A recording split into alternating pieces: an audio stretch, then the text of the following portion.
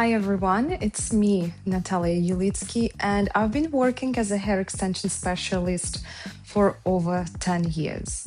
Today, we are going to talk about one of the most common questions in the industry.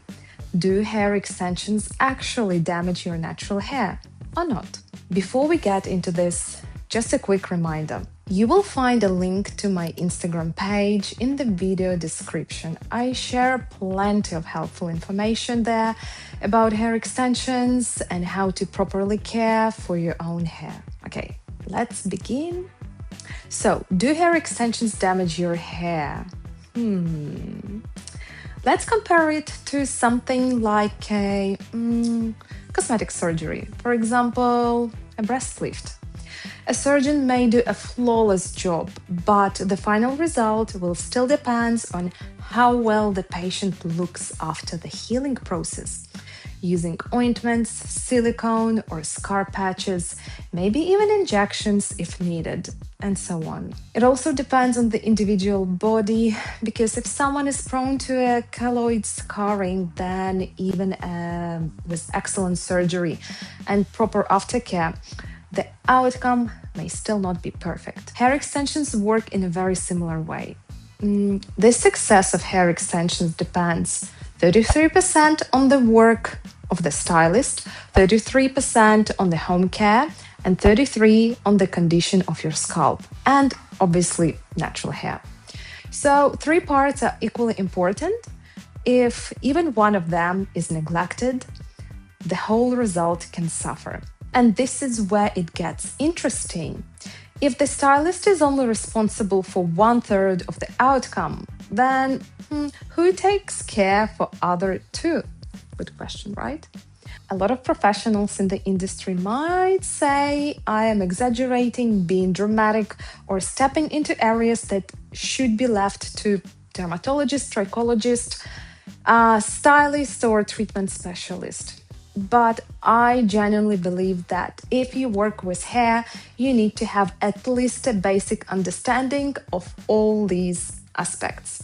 Because very often a client may simply not realize there is an issue. They may not pay attention to increased hair shedding, changes in texture, or other warning signs. And as we've already discussed before, changes in your hair are often one of the first signs that something deeper internally may be happening. In my own practice, I always begin with initial consultation.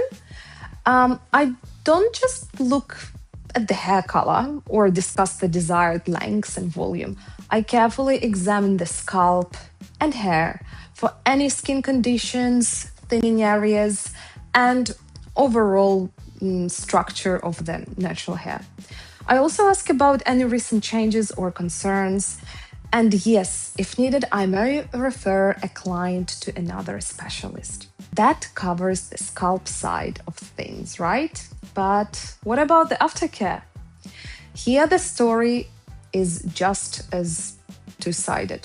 Unfortunately, many clients begin to neglect their own hair once they had extensions installed, simply because it's hidden underneath the donor hair anyway. And when extensions come out, the condition of the natural hair can be quite disappointing. On the other hand, a client may simply not understand what kind of care they actually need. And here, I'm not just talking about the standard advice to use like a sulfate-free shampoo. Proper care means looking both after scalp, your own hair, and extensions. And the third one is, of course, stylist work itself. If the capsules, bonds, are placed too close to the scalp, if extension strand is attached to only a few natural hairs, or if the bond is placed in the high-risk areas, such as temples or along the hairline at the napes, then unfortunately, these can be all signs of the poor technique. Thank you so much for watching. I would really appreciate your likes and subscriptions. And by the way, let me know in comments if you have any other questions, and especially if you ever had hair extensions. If so, what was your experience like? Bye.